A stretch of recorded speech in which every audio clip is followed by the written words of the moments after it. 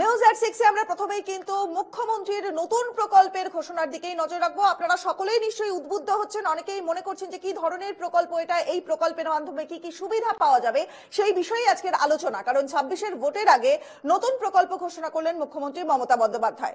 নবান্ন থেকে আমাদের পাড়া আমাদের সমাধান প্রকল্পের নাম আমাদের পাড়া আমাদের সমাধান প্রকল্পের ঘোষণা করলেন মুখ্যমন্ত্রী। পাড়ার ছোট ছোট সমস্যার সমাধান করা হবে। 2রা আগস্ট থেকে চালু করা হবে এই প্রকল্প। 3টে করে বুথ নিয়ে ক্যাম্প করা হবে। 8,000 কোটি টাকা বরাদ্দ এই প্রকল্পে। 26-এর এবারে আমরা একটা প্রোগ্রাম নিচ্ছি, যেটা আমার চিফ সেক্রেটারি, আমি এবং ডিজি পুলিশ আছেন।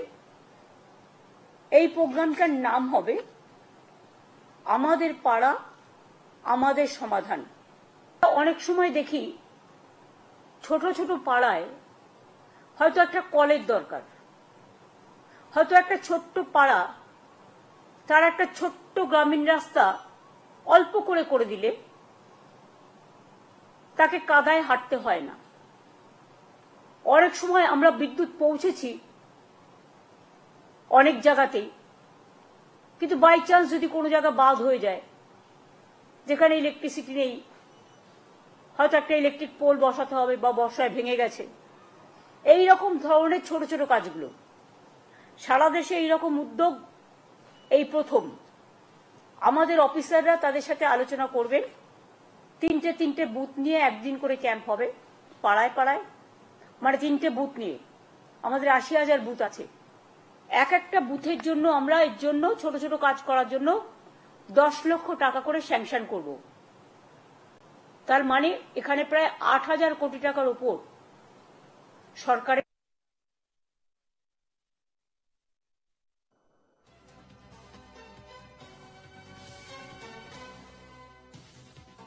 26-এর ভোটের আগে নতুন প্রকল্প ঘোষণা মুখ্যমন্ত্রী মমতা বন্দ্যোপাধ্যায়ের। 8,000 কোটি টাকা আমাদের পাড়া আমাদের সমাধান এই প্রকল্পের ঘোষণা করলেন তিনি বললেন যে প্রত্যেকটা পাড়ার মধ্যেই ছোট ছোট বেশ কিছু কাজ আছে, যে কাজগুলো চোখ এড়িয়ে যায়, এবং সেই ছোট ছোট কাজগুলোর দিকেই তিনি নজর রাখছেন।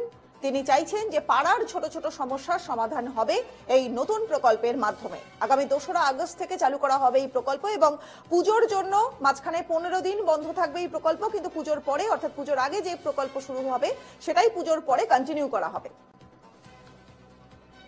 সিপিএম সাংসদ বিকাশ রঞ্জন ভট্টাচার্য এই মুহূর্তে রয়েছেন আমাদের সঙ্গে। বিকাশ বাবু, আমাদের পাড়া আমাদের সমাধান এই প্রকল্পের ব্যাপারেই আমি কথা বলবো, কারণ এই প্রকল্প কিছুক্ষণ আগে মুখ্যমন্ত্রী মমতা বন্দ্যোপাধ্যায় তিনি প্রেস কনফারেন্স করে জানিয়েছেন।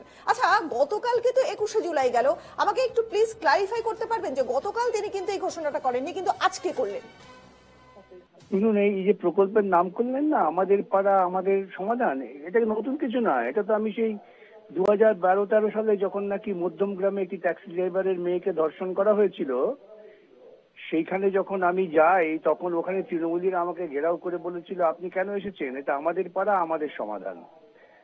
অর্থাৎ ওই যে নিচের তলার কর্মীদের একটা স্বাভাবিক প্রবণতা যে দর্শন করবো, কাটমানি নেবো, খুন খারাপি করবো, এগুলো আমাদের পাড়া আমাদের ব্যাপার, বাইরের লোক পুলিশ প্রশাসন কেন আসবে, সেটারই একটা আইনগত স্বীকৃতি দিচ্ছেন মমতা, এবং আইনগত স্বীকৃতি দেওয়ার পেছনে জনগণের করের টাকাটা তিনি ব্যবহার করছেন।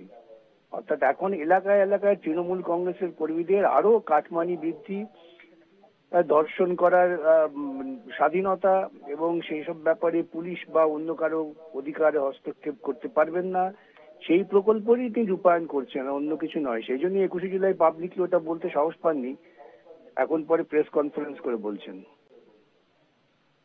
বেশ বেশ, অনেক অনেক ধন্যবাদ আপনাকে। সিপিএম সাংসদ বিকাশ রঞ্জন ভট্টাচার্যের সঙ্গে কথা বললাম, আমাদের পাড়া আমাদের সমাধান এই প্রকল্পের ব্যাপারেই কথা বলছি।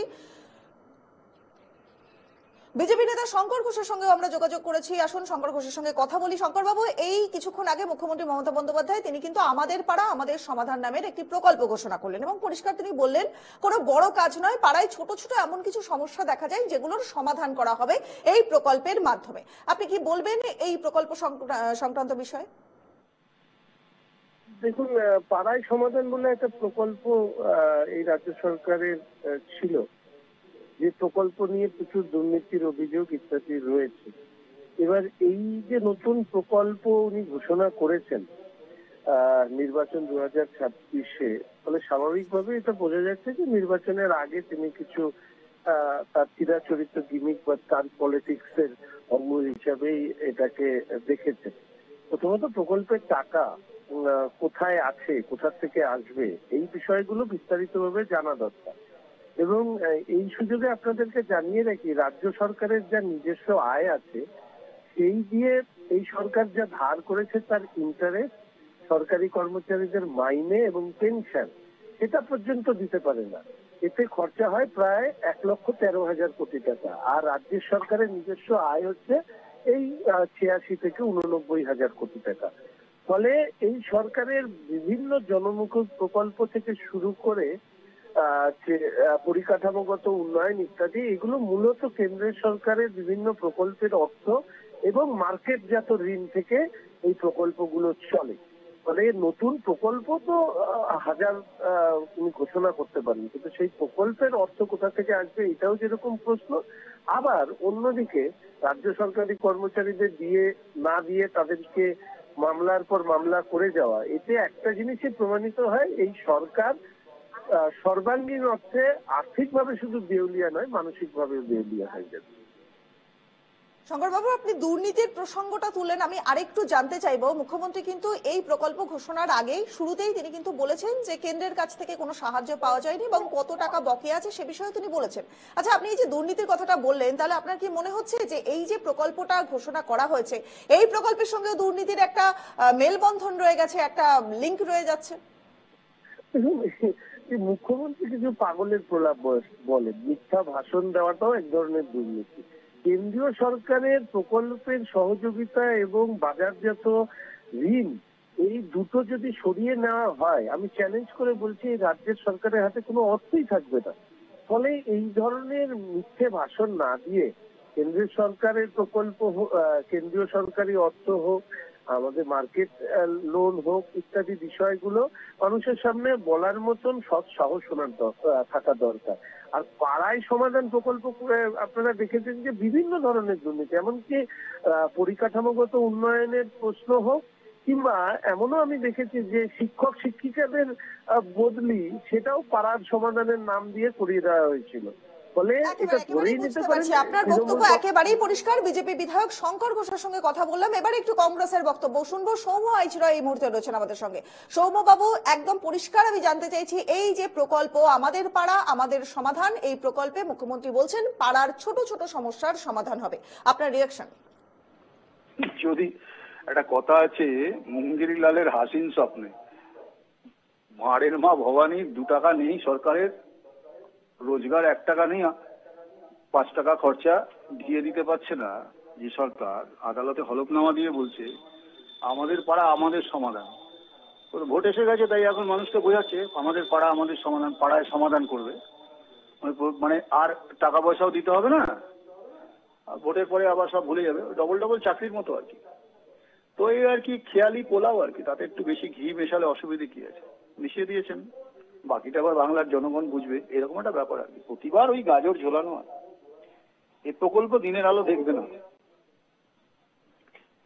বেশ বেশ, অনেক অনেক ধন্যবাদ আপনাকে। কংগ্রেস নেতা সৌম্য আইচরয়ের সঙ্গেও কথা বললাম। আপনারা শুনলেন যে বিভিন্ন রাজনৈতিক দলের তরফ থেকে কি কি বক্তব্য উঠে আসছে, তাদের নিজস্ব তাদের রিয়াকশন, সেগুলো একে একে নিচ্ছিলাম। কিন্তু এই প্রকল্পের বিষয়ে নজর রয়েছে আমাদের, কারণ আজ মুখ্যমন্ত্রী মমতা বন্দ্যোপাধ্যায় তিনি নবান্নে বসে এই প্রকল্পের ঘোষণা করলেন। প্রকল্পের নাম আমাদের পাড়া আমাদের সমাধান।